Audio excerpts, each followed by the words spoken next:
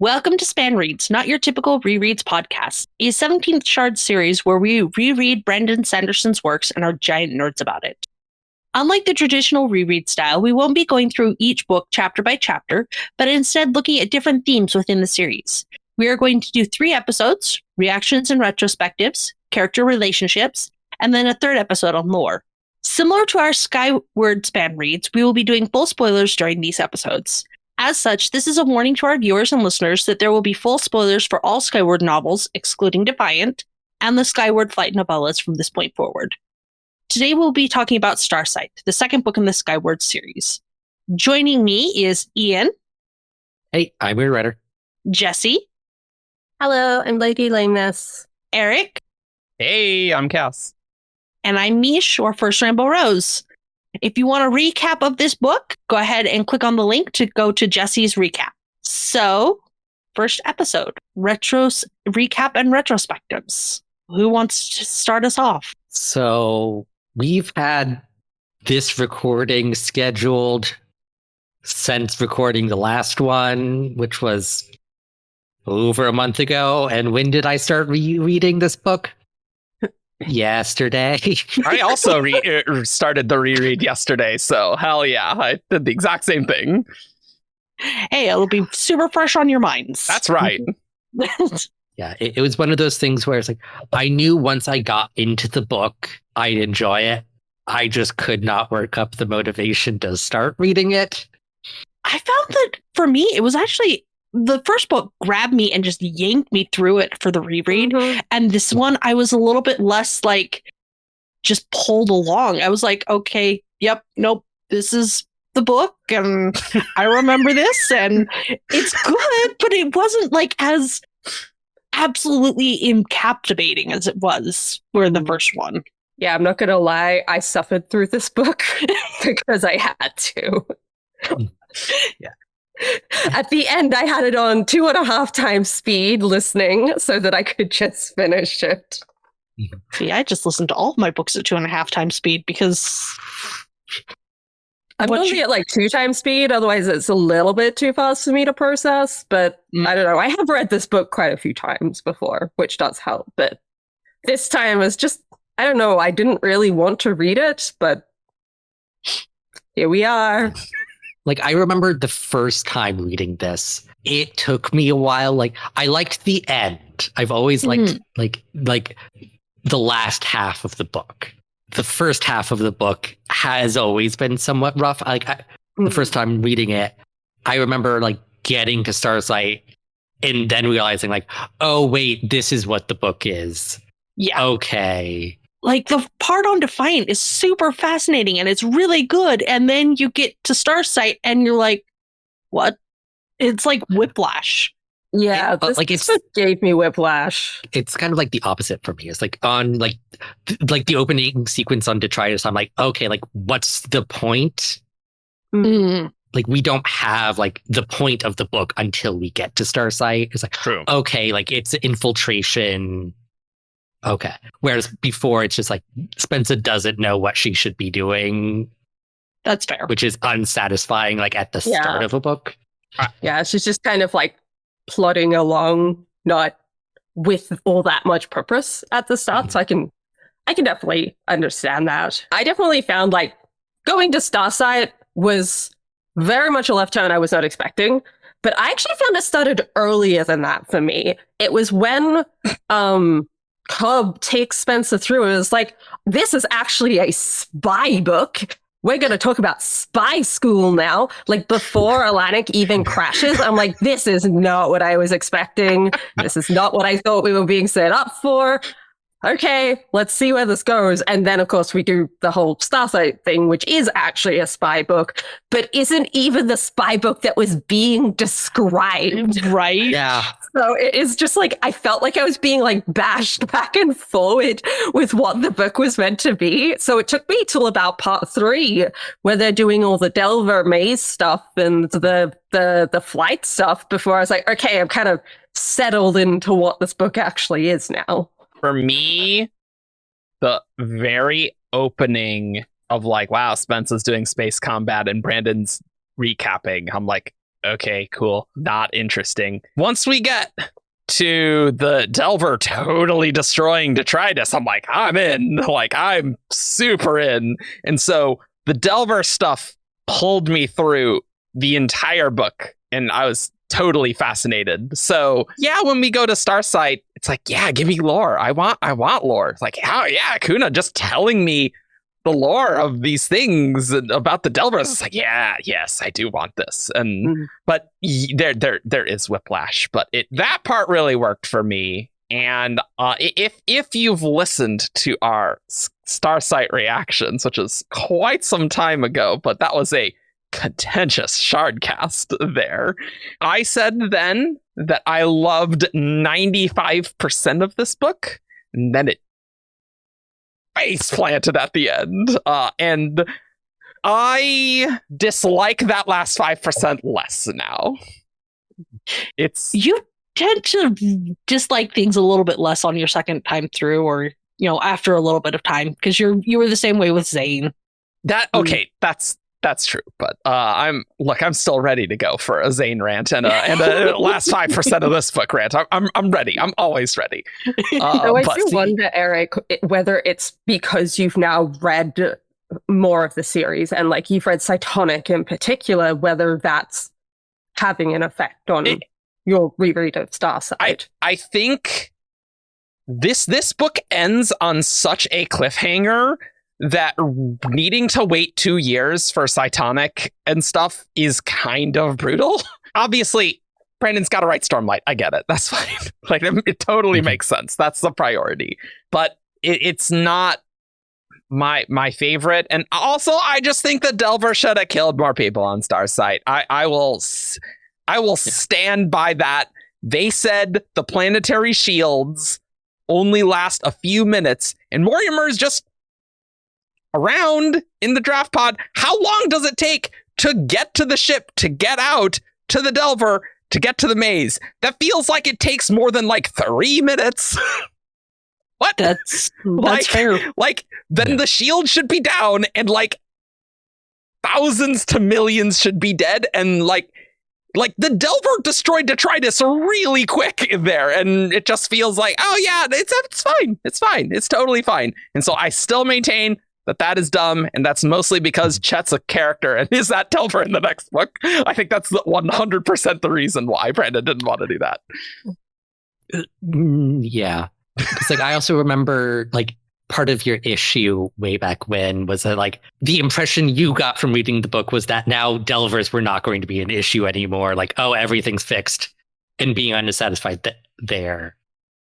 Whereas I was always on the side of like, no, like this one Delver has fixed, like, and it's like actually reading it back, the individualization of Chet, this one Delver, like, is very clear in this book. Because that's true. It starts with like one Delver is paying attention to her. That's true. That's valid. So I think that was intended as foreshadowing, as like Delvers are not a monolith, which doesn't necessarily come across as well as Brandon may have wanted it to. And like there's an aspect of like there's like a connection between Spence and the Delver, which like I think helps reading the later books. With that Delver in specific. Yeah. Which somehow is really interesting going into Defiant. I was saying to Eric last night also that because this is a YA series, like you can't have your characters be too much in the completely morally gray category where people can legitimately not decide whether they're a good person, because like you want your younger audience to root for them and like them as a character and think they are the good guy. And because Chet needed to be the good guy in Cytonic, he couldn't be shown to have done too much destruction in Starsight, I think. Otherwise, Brandon had to dig himself out of the hole of, this is a character that has killed millions, but I want you to like him, and he's actually a good person. And I just don't think that's something that happens in YA, whereas if this was an adult series, I think it would be a little bit more different as well. Brandon doesn't do a lot of the character that you question if you like them and their morally ambiguous. I mean, Dalinar is the closest you get, and even then, I would disagree with that. I think he's getting there. Fair. Not to get too much into Cosmere, but I think there's some characters that are definitely getting there. I think I'm still just disappointed with the Delvers are set up to be so badass in chapter 4, destroying like these very advanced humans like instantly. The superiority less advanced, just straight up, right? And the Delver doesn't do anything really, and it's still really easy to get into the center of that Delver. Like I thought there would be like more embers, and it's just like, yeah, we're here, we're in the center, we're done, the book's over. And it's like, oh, okay. I actually didn't mind that so much because I thought that the Mariuma twist was like pretty clever. I do like that. I do like that. Because we had spent so much time exploring the Delver mazes previously, I think it just would have dragged if Brandon had gone into more detail of, okay, they have to do all of these different rooms before they get to the center. It's like, okay, no, we have to kind of like speed this up because we've done this like 3 times already. I thought just the embers were going to attack them that entire way as well. And like that just didn't happen. Right? Yeah. They're just not there. I think the embers are just not as much a threat to a pilot of Spence's skill. Yeah, sure. Yeah. That's like she very easily can evade them. So it's like just having like, oh yeah, like there's this ember, she dodged it. There's another ember, like she dodged it again. Like, there's ways to do that interestingly, but it could have been a distraction from what Brandon was trying to do. The Delver was not as cool as promised earlier in the book compared with the ending. I do agree that Spencer solving the problem with this Delver is okay now. It's okay. I don't just absolutely despise it before, but the Delver was still not as cool. It just wasn't. Well, sorry. And one thing that drives me a little bit crazy that hopefully Defiant will address is the whole Spencer sees herself in the vision, and then even throughout the entire, like through this entire book, it's never even really addressed again. It's just she sees herself in the vision of the Delver destroying Defiant, and then or Detritus, and then she mentions it a couple of times, but you never really get an explanation for it, and that's the type of dangling that I don't know. I wonder if that's something that is more there for people to just interpret however they wish to interpret it. Because like I think that's like tying into Grand's story about like the shadow who like swapped places with the guy, like showing like the connection between Spencer and the Delvers. Yeah, because like she does like continue to see the Delvers like as a version of her, like right up until the end. Yeah, absolutely. That I don't know if it needs to be dug into as anything more than that. That's fair. Yeah, that was something that I like having now read Cytonic. I don't know how I feel about a lot of that because like we get a lot of Spencer having the feelings of like how everything around her are insects in the same way that Delvers think about that. And like I did the audiobook and like that really stood out in the audiobook because the way it was emphasized by the narrator really made me like pay attention to the number of times that it came up. And then in Cytonic, it just felt like it wasn't as relevant anymore because of the whole AI pathway that they went down instead. Because definitely, like in Skyward, the eyes are set up as this like eldritch, unknowable threat. Yeah. In Starsight, like we start getting it, and it's like they're these big monsters that are like on such a different level than us. And then in Cytonic, they're just antisocial AI. That like I agree that like there is a bit of a tone mismatch there, or it's like a little weird. Like, yeah, I liked how it turned out in Cytonic, and I thought like in that book, it like makes sense, but reading this book, I'm like, what? Really? Okay. Sure, Brandon. Yeah, that's totally what they are. Okay, sure. Yeah. I think overall, Skyward, the Cytoverse series, like, does suffer from Brandon writing this one book at a time every 2 years. If he had done like an era, Mistborn Era 1, and all of them back to back, a lot of the tone because like there's the tone mismatch between Skyward and the rest of the books, which is necessary because like there's just such a huge knowledge gap in that first book. But like it is weird. Yep. There was another thing that kind of jumped out to me in this book that definitely looking back now that I have more knowledge kind of made me start questioning a little bit more why this was the case. They constantly go in this book, or maybe not constantly, but it's brought up several times that AIs are dangerous, like you can't have AIs, they attract the Delvers. And I kind of got the sense from Cytonic, the whole point of that was just tied into the fact that Delvers were originally AIs. And I don't know if the superiority knew that necessarily, but somehow, even if that knowledge was lost, it was filtered down that AIs are dangerous for some reason because they're related to Delvers. But I just don't really know how they got that knowledge, and I don't really know why that is the case and why they continue down that path. And it just didn't match up as well as I think it might have originally looked like it did. Like, I want to say is like Delvers do attack AIs. Yeah.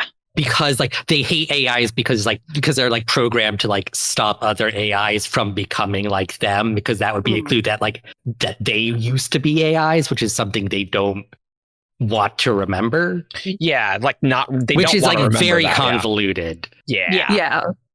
Like there isn't a simple explanation to it, which just bothers me a little bit.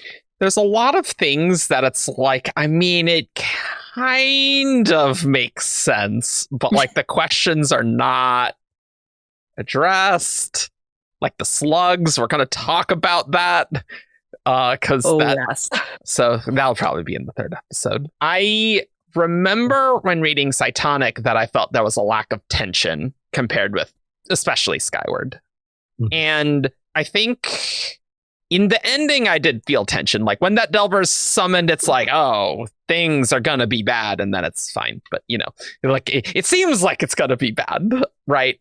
And I think the only other time you really feel tension is in that first space battle when Spencer's like getting her Starsight crew together. Just because like trying to save everyone, like I felt more tension there. But like in the Delver maze, it's more like spooky, right? It's like definitely a different vibe. Whereas I love the line where Spencer's like, I can't believe they're using live fire. And Mbot's like, I'm beginning to think the superiority are not very nice. Like, yeah, it sure seems like that for sure. Mbot, very funny in this book. And I was destroyed when Mbot was destroyed. Like that part, that was brutal. When you first think that you've lost M-Bot before the M-Drone comes out, and you're like, but no, M-Bot! Yeah, and I wish that mattered more in Cytonic, but whatever, that's fine. I will say that I still dislike the way that Brandon plays with people's emotions in this series, particularly with M-Bot, because he does it twice.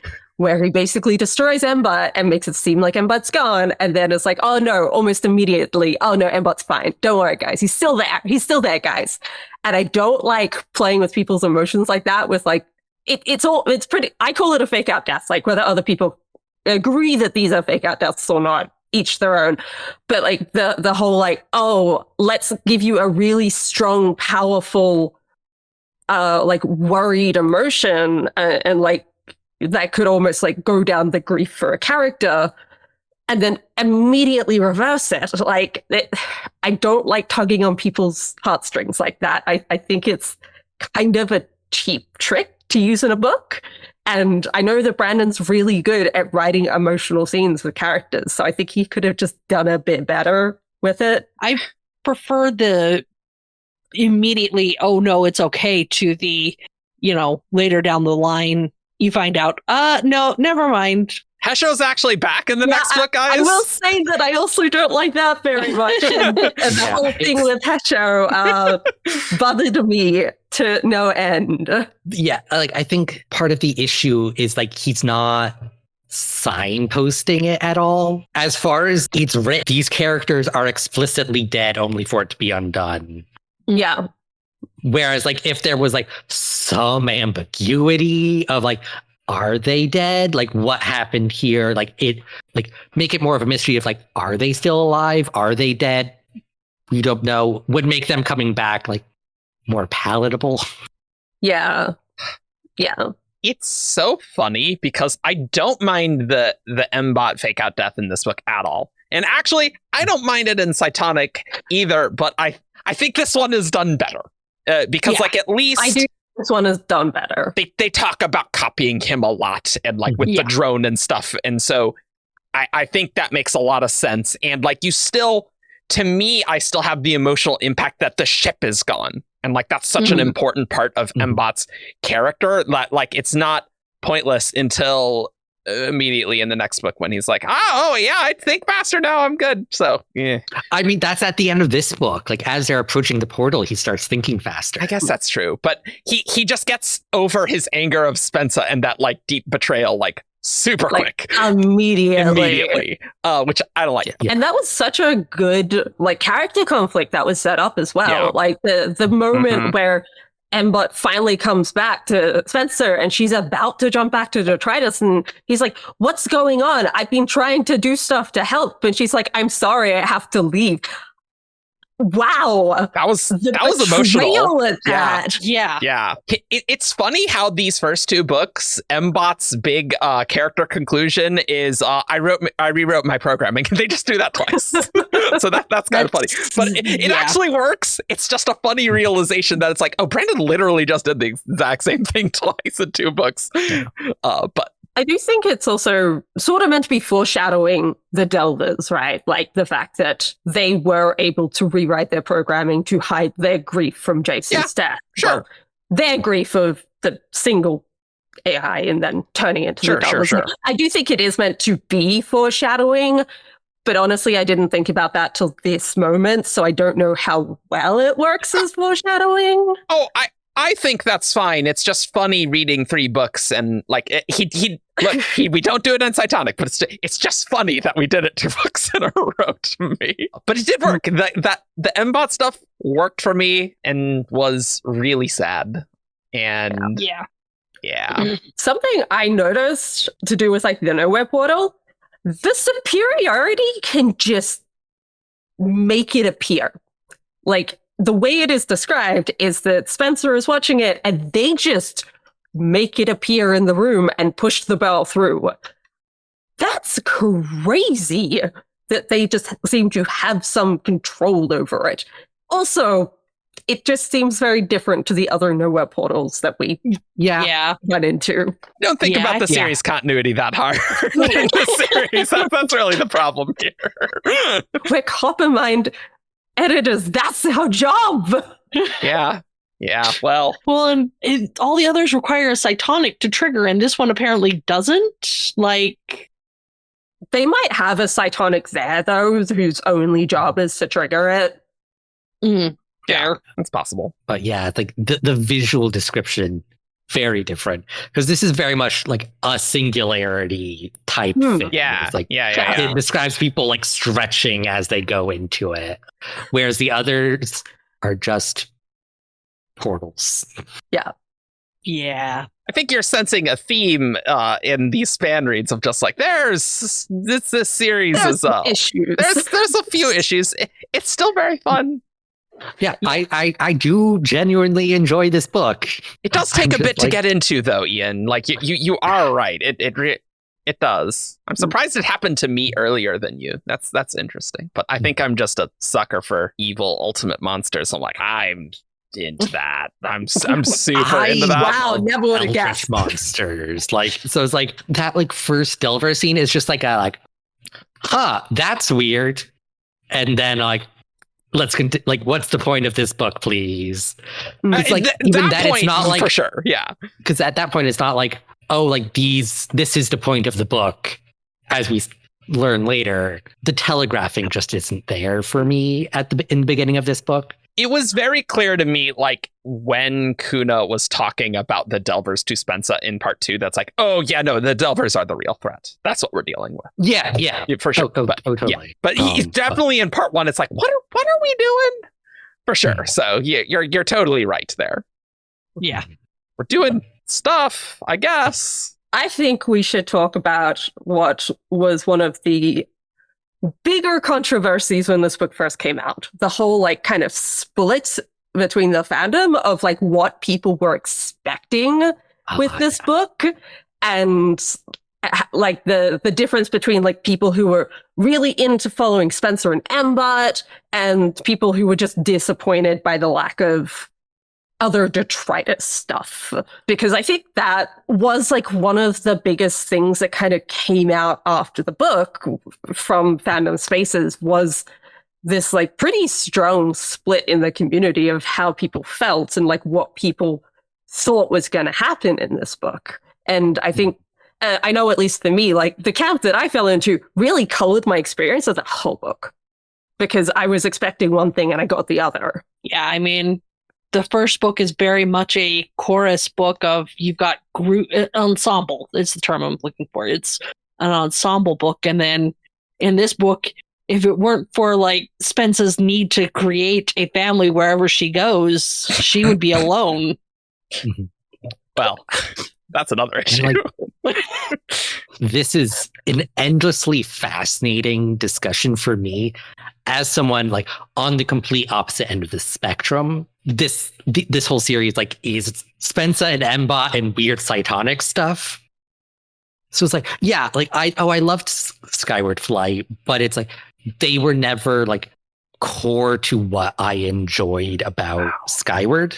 Get out of like here. I enjoyed like Spencer and Embot and like the Cytonic. Like that was like in my mind the point of Skyward. So coming out of Starsight and like going into that reactions episode, I was like so caught off guard by people like not being happy. Like yeah, like this totally follows on from Skyward. Like what are you all talking about? Like, but like it does make sense. Like world wise for sure, but like tone wise, it's weird. Like it's not just the fact that the Skyward Flight characters are there and apart, gone. We see them for a chapter when Spencer gets back, and then it's like, bye, I'm leaving again. Okay. It just feels very different. I do think you can't just do the same thing in a book series. Like you can't just do bigger and better, right? Mm-hmm. And like that's not going to work. You have to do different things and have the stories be different. But this does feel very different. This is not what I would have thought the sequel to Skyward would be, right? Yeah. Like I think that's the core thing. And there is a lot to like, because I did want to know about the eyes and I did want to know about the intergalactic stuff. Like all of that stuff is stuff that I was very interested in, for sure. And like exploring more of Embot and things. But it's not what I thought this would be, or like what it was signpost to be. I wasn't expecting it to be separated from the other stuff that we had in Skyward. Like I was also like looking forward to intergalactic stuff, other Krell stuff, Delver stuff. I wasn't expecting it to just kind of be taken out and put somewhere else and separated from this setting that we previously had. Especially where they are introducing Platform Prime, and you're like, okay, cool, we've got Platform Prime, and then it just doesn't matter at all. And I think this is less an issue with Starsight than it is an issue in Skyward, where like this is the vision Brandon had for the series. He did not adequately prepare readers in Skyward that that's true. This is what the series is going to be. Yeah, like Skyward it's so clear. Skyward was written to do what Skyward did, and then Brandon designed the rest of the series. And then it's like, oh, okay. I can't remember if Brandon like actually talked about this or if we've just talked about it so much that I'm thinking that Brandon's also kind of talked about his writing process with Skyward and how he didn't intend people to like think of it as an ensemble cast I think and that's true. to like fall in love with the other characters so much. Because you're right, Ian, he was planning for it to go in this direction. And he was surprised by how much people weren't always like following the same thought patterns that he was in what he was planning to do. And yeah, you're totally right that Skyward was the book that set up everything. And unintendedly, it set up two different paths and people kind of chose a camp. Yeah. And I do think there is a promise in Skyward that like there's weirdness with the Detritus and we need to explore it.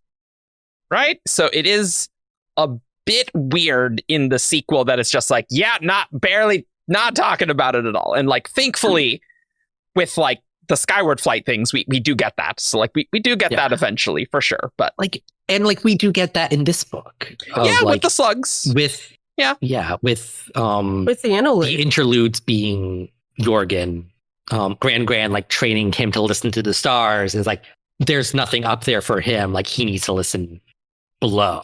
I was so vindicated that he was a frickin' Cytonic. I knew it. I did not pick up on that, and so on my first read, I'm like, "Wait, what?" But on the reread, it works for sure. But more like the detritus cultural stuff, like that's just not here at all. Yeah. Like that sort of stuff, that's very missing, and like maybe there could have been a smoother way to do it. But I mean, that's one other like thing that kind of exacerbates like the separation of the two camps is that originally Skyward Flight was supposed to go with Spensa to Starsight. Yeah.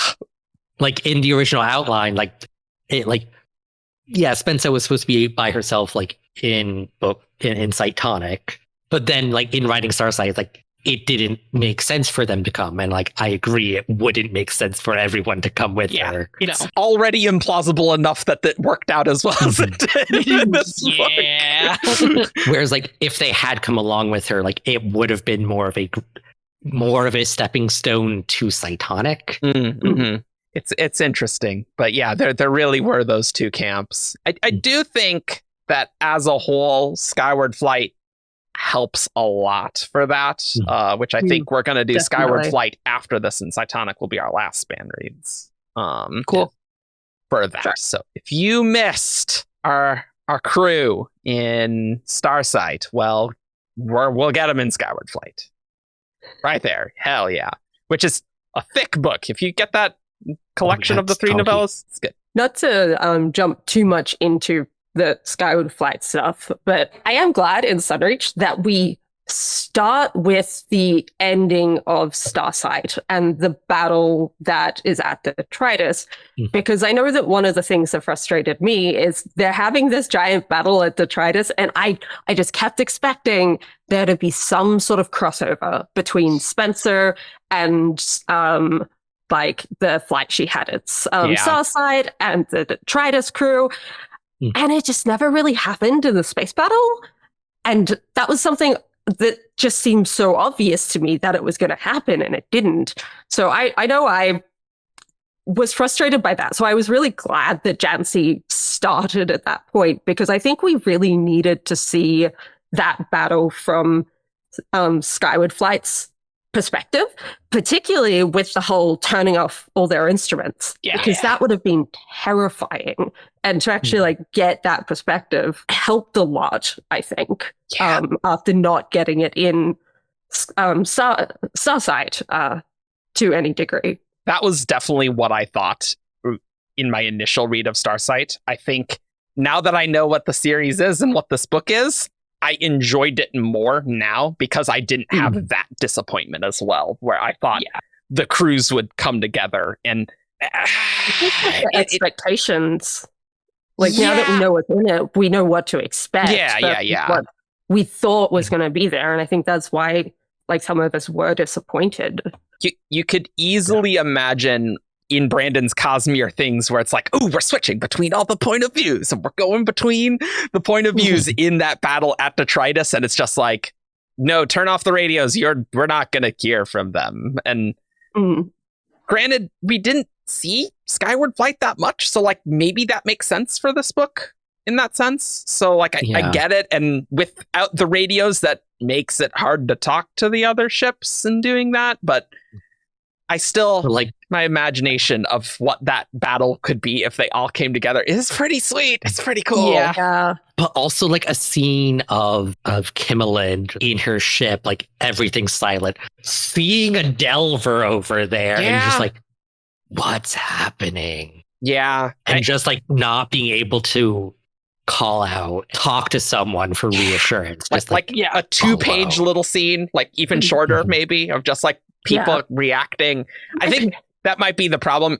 It's in first person, so Brandon like didn't want to do that. Whereas I think if this was third person, Brandon absolutely would have done that, right? And like hopped around maybe a bit more. Because like we do get some perspective hops like towards the end with Mortimer and Kuna. Yeah, that's true.